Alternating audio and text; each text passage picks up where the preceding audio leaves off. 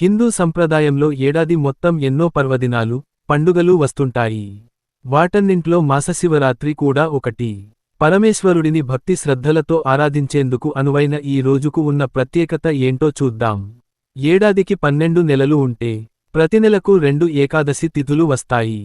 విష్ణుభక్తులు ఏకాదశినాడు ఉపవాసం ఉండి, మర్నాడు భుజిస్తారు. అదేవిధంగా శివభక్తులు పరమేశ్వరుడిని ఆరాధించే పవిత్రమైన రోజే మాసశివరాత్రి. తెలుగు పంచాంగం ప్రకారం ప్రతి నెల అమావాస్యకు ముందు వచ్చే బహుళ చతుర్దశి తిథినే మాస శివరాత్రిగా పిలుస్తారు. అంటే, ఏడాదికి 12 మాస శివరాత్రి తిథులు వస్తే, మాఘమాసంలో వచ్చేదాన్ని మాత్రం మహాశివరాత్రిగా జరుపుతాం. శివపురాణం ప్రకారం ఈ తిథినాడే పరమేశ్వరుడు జగన్మాతను వివాహమాడాడట. అలాగే ఈ తిథినాడే శివుడు అవతరించాడనే కథా ప్రాచుర్యంలో ఉంది. అందుకే ఇది అంతటి విశిష్టతను సంతరించుకుంది.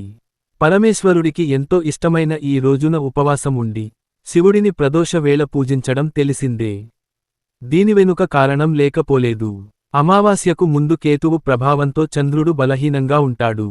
ఇలా చంద్రుడు బలహీనంగా ఉన్నప్పుడు భూమిమీద ఉన్న జీవులపైన కేతువు ప్రభావం ఉంటుంది. దాంతో ఆహారపుటలవాట్లపైన ప్రభావం పడి జీర్ణశక్తి మందగిస్తుంది. తద్వారా మానసికంగా సంయమనం కోల్పోవడం, ఉద్వేగాలకు లోనుకావడం వంటి సమస్యలు ఎదురవుతాయి. పరమేశ్వరుడిని పూజిస్తే ఇవన్నీ అదుపులో ఉంటాయని, రాహుకేతు గ్రహదోషాలు పోతాయని, సకల శుభాలు చేకూరుతాయని నమ్మకం. దాంతోపాటు అన్నదానం, జలదానం, వస్త్రదానం, గోదానం చేస్తే విశేషమైన ఫలితాలు లభిస్తాయని పురాణాలు పేర్కొంటున్నాయి. వాగ్దేవతలే రాశారట లలితా సహస్రనామం. లలితాపరాభట్టారికను 1000 నామాలతో కీర్తించే అత్యంత పవిత్రమైన నామావళి. శక్తిస్వరూపిణి అయిన ఆదిపరాశక్తిని కొనియాడే ఈ అద్భుతమైన మంత్రాలు బ్రహ్మాండ పురాణంలోని ఒక భాగం. అమ్మవారి శిరస్సు నుంచి పాదాల వరకు వర్ణించే ఈ సహస్రనామాలు దేవిలోని శక్తి, దయ, అందం, కరుణ, సామర్థ్యాలను వివరిస్తాయి. పునరావృతం లేకుండా 1000 పేర్లను కలిగి ఉన్న ఏకైక సహస్రనామాలు ఇవేనంటారు. ఇంతటి విశిష్టత కలిగిన ఈ నామాలను లలితాదేవి ఆదేశాల మేరకు 8 మంది వాగ్దేవతలు రచించారట. వాళ్లే వశిని, కామేశ్వరి, మోదిని, విమల, అరుణ, జయిని, సర్వేశ్వరి, కౌళిని. వీటిని హయగ్రీవుడు ఆగస్త్యునికి బోధించాడట. అరుదైన ఆలయం ఆరోగ్య వంశవృక్షం ఏటా పెరిగే శివలింగం దూరం నుంచి చూస్తే పెద్ద శిలలా కనిపించినా, దగ్గరకు వెళ్తే శివలింగం అని అర్థమవుతుంది.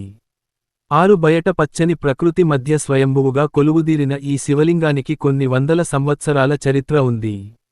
దేశవ్యాప్తంగా ఎంతో మంది భక్తులు దర్శించుకునే ఈ లింగం ఏటా పెరుగుతుంది. ఆ వింతను చూసేందుకే భక్తులు తరచూ ఈ ఆలయానికి వచ్చేందుకు ఆసక్తి చూపిస్తారట.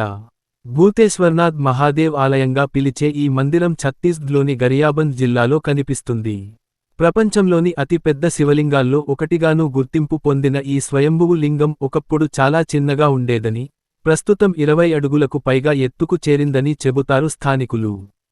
కొన్ని వందల సంవత్సరాల క్రితం ఈ ప్రాంతంలోని ఓ అడవిలో చిన్న శిల రూపంలో స్థానిక జమీందారుకు కనిపించిందట.